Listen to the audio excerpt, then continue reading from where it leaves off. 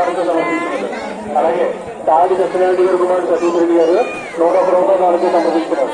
అలాగే షేక్ సూర్యరావు గారు 101 రూపాయల కానుక సమర్పించినారు.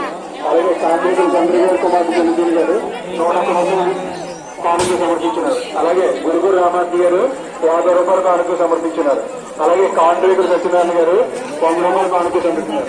వారిని వారి కుటుంబాన్ని శ్రీ వనులమ్మ వారు త్వరగా రక్షణ కాపాడగడం ప్రారంభించారు.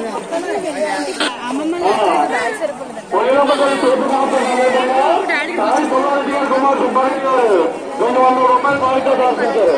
వారిని వారి కుటుంబాన్ని శ్రీ వనులమ్మ సర్వత త్వరగా రక్షణ కాపాడాలని కోరుతున్నాం.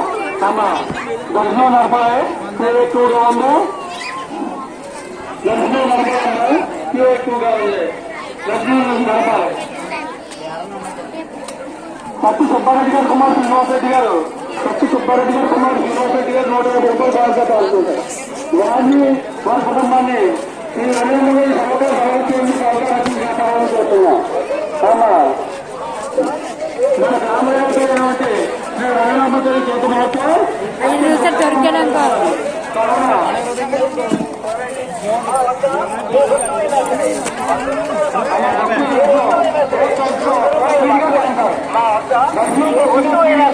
₹100 మాత్రమే.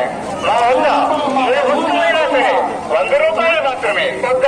ఏ వస్తువైనా సరే ₹100 మాత్రమే.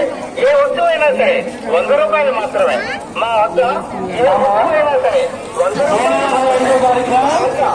అమ్మవారికి మహాన్నదాన కార్యక్రమం జరుగుతున్నది. మహాన్నదాన కార్యక్రమం చికెన్ కర్రీతో భారీ ఎత్తున కార్యక్రమం జరుగుతుంది. ఆ కార్యక్రమానికి కూడా మొత్తం